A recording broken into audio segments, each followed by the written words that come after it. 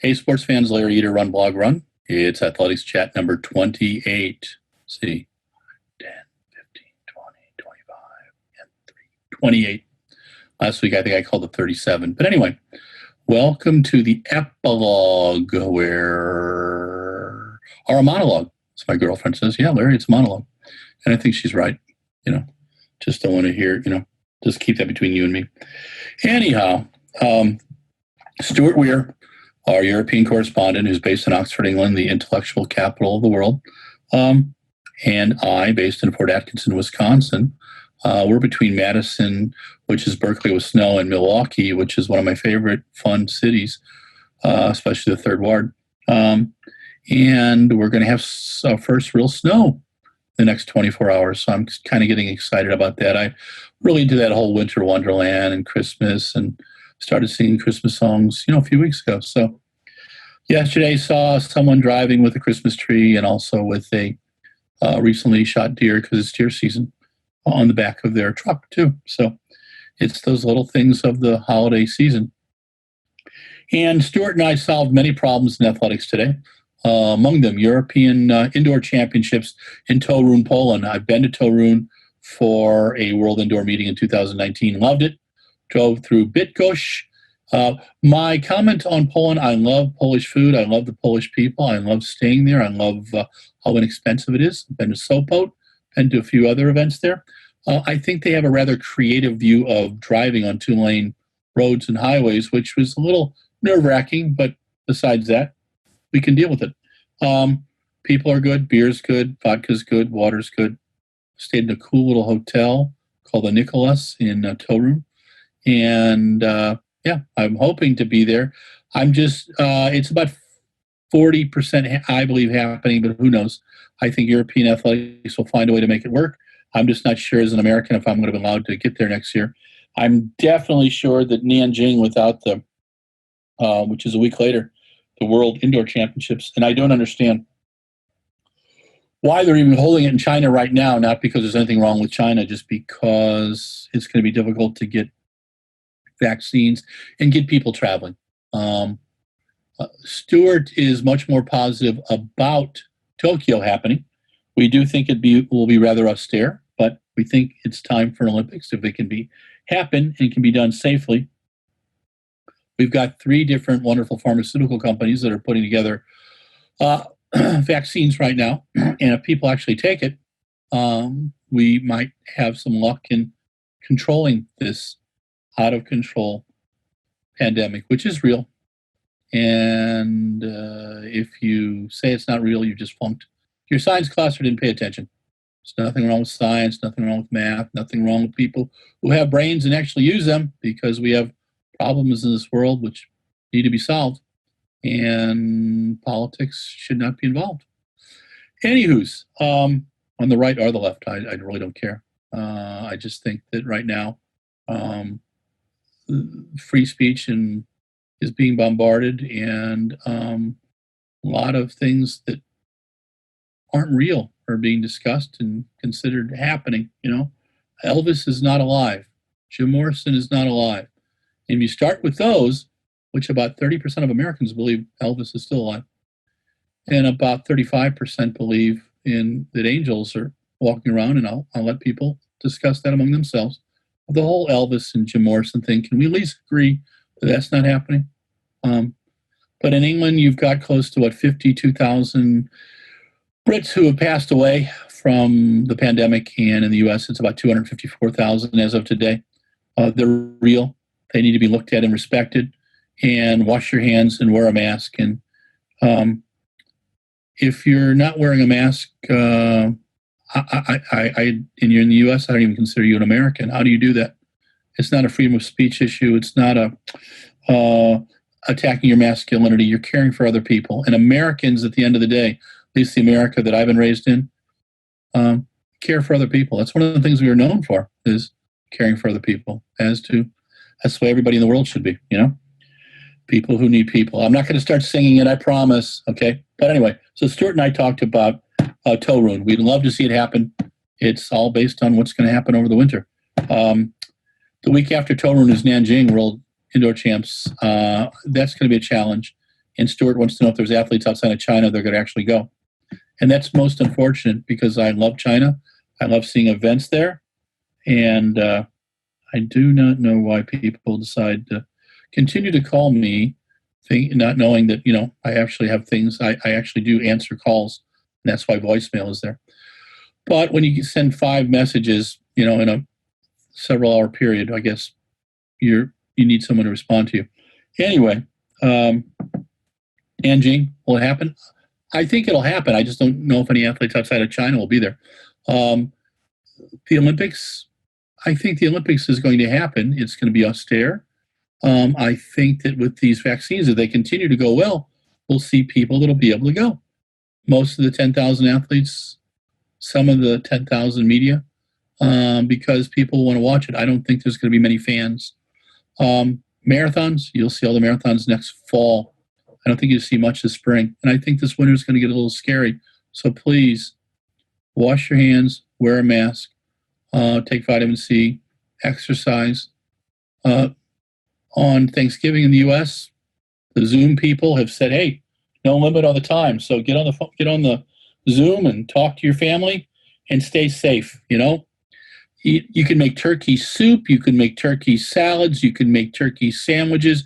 You can make turkey omelets. I love turkey omelets.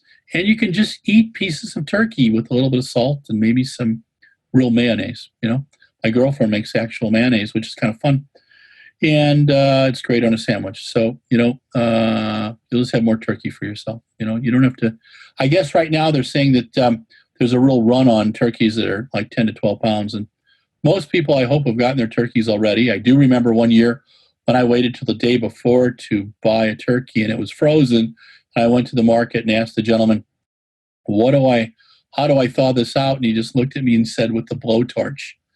And as I started panicking, he laughed and he went into his back room and he had several thawed out turkeys for people like me who would put it off to the last minute. But that doesn't always happen. So, be prepared, as the Tom Lehrer song says. So we've talked about Euro and Tow Room. We've talked about Nanjing. We've talked about the Olympics. We've talked about possible marathons in the fall. I'm concerned about British athletics, what they're doing with their media people, how few meets look like they're going to happen. I'm wondering if British athletics is getting out of the meat business completely and then getting out of the PR business and just kind of having a laissez-faire approach and expecting it all to be done by other people, which means that British athletes are the ones who are going to be screwed. There'll be less chances for them to compete. There'll be less chances for people to know their story. There'll be less chances of them to tie in with sponsors. And there'll be less reasons for sponsors to say, why am I going to sponsor British athletes? But sometimes it happens in the U.S. too. Now, a nice ray of hope. I just got the link for World Athletics Outdoors 2022. A very, very nicely done website. Great content. I believe a dear friend, Keith Peters, who used to be at Nike, he was the communications deity there for a long time and sports marketing as well. But he's the guy that in 1995 really took the digital viewing of track meets to a whole new world. Reebok was the global sponsor at the time, and Nike came in Gothenburg and took it over. And what they did was they had Steve Miller doing interviews each day. Steve was pretty good. He has the gift of gab and liked to talk to athletes. And it's where I interviewed Vanessa Niangabo, who's the Olympic and world champion and now is a Nike manager in Italy. And Vanessa at the time told me some fascinating stories, but I've talked about that before. But the key is this. What Keith did was he worked with Mark Bloom, an amazing writer, one of the guys that I continue to worship. And they did great bios and great behind-the-scenes stories on athletes. They made these athletes alive. And they actually did stuff better in 1995 than the 1996 Olympic site, which I thought was shit. But there was great information. I just had to dig for it a lot more. And then in 2000 in Sydney, when I blew my eardrum out and couldn't get on a plane to get there, I followed the Nike site, and that's how I was able to do many of my stories. And I always bemoan the fact that Keith got out of it after that, and now that he's back, I'm very, very grateful and happy because he gets it. There's few people that get how giving out good, thoughtful, accurate information, well presented, well edited, and how it is important. It's more important in this day after 4 years of someone in our government making people question everything. Apparently 50% of Americans right now question every bit of news they get. They're questioning the election and those things. That's just sad, So to have something on a day when we're still trying to figure out our presidential election, well, we know who it is, but, it's nice to see a ray of hope from Eugene, Oregon, the track capital of Lane County. I'm looking forward to seeing the new stadium. Phil Knight, thank you for putting all those dollars in there and having a sense of humor. I am looking forward to getting a veggie burrito in Eugene. I'm looking forward to ordering a beverage at one of the local haunts. And if I'm lucky again, I'll stay in the dorm at U of O and get one of those veggie shakes in the morning, be able to walk around the stadium. Anyway, it should be a lot of fun. 2022. Eugene is always a blast. I think tomorrow, or in 2 days, I get to interview Tom Jordan, the man who's run and managed the. And I'm sorry, Mike, for putting a time in. I'll be talking to Tom Jordan soon, and so you guys will figure out where this all fits. Anyway, Stuart Weir was wonderful and patient with me as always. We've covered many topics today. We've solved many of the world's problems. But most of all, we wanted to wish everybody in the U.S. a very happy and safe Thanksgiving. Zoom your family and friends. Stay safe, please, please. It doesn't matter what political world you're in. Caring for other humans is a U.S. trait, and it doesn't matter if you're Republican, Democrat, Whig, commie, socialist, whiz-bang party. Or, the party of what's happening now. As Philip Wilson used to have the church of what's happening now. I think I'm going to start the party of what's happening now. But I think that wash your hands, wear a mask, exercise, hydrate, have a good wine, have a nice cocktail, enjoy your extra turkey. I've given you many ideas and, salads, turkey omelets, turkey sandwiches, just pieces of turkey and watching, Netflix. I'm watching Call the Midwife, and let's see what else. The original Wallander, I've watched the second version of Wallander and the Kenneth version, a Branagh version. Those are two up. But great stuff on Netflix, great stuff on Prime. My favorite on Prime right now is Soviet Storm. It was done in 2010, and it's about the Great Patriotic War. I'm a big Russian history fan, so, get over it. But anyway, there's things to watch where you can stay safe. Exercise. Tell your family you love them. Text them, tweet them, all that kind of stuff. And, listen to someone who has different beliefs from you, whether they be religious or political, and try to learn. That's what we're missing right now is humanity, okay? And I hope that lesson starts to come across. And one of the things that athletics does teach is humanity. It's really fun. I interviewed Molly Huddle today, and I gave Molly 6 names of athletes which is one of the things I do, thanks to Mike Deering. And I asked her to give me 3 to 5 words about each athlete, and she was wonderful about them. But she said something really cool. She goes, we know these people as friends and outside of running, then we know them in running and racing. And I think that's really neat. One of the cool things about athletics is you have friends from life of people you've competed with and you run with.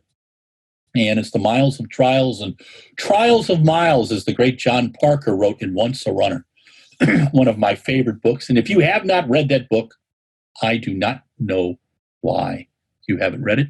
Go get it on Amazon. That one and Tom Jordan's book, Pre, is really good. And The Loneliness of the Long Distance Runner by Alan Sillitoe, a great piece of English literature. Anyway, yes, Michael, I've digressed, and I'm probably at 9,000 minutes now. So I'm going to shut up. This is the epilogue for Athletics Chat 28. We were chatting with Stuart Weir in the intellectual capital of the world, Oxford. And have a happy Thanksgiving. And if you don't have a happy Thanksgiving, just have a happy week wherever you're at. Stay safe. And thank you for watching my diatribes. If you like our stuff, like us on Twitter, Facebook, and Instagram. If you love us, subscribe on the YouTube. And Mike Deering, thank you again for trying to manage me for another day. And it may require another beverage. But signing off. Have a great evening.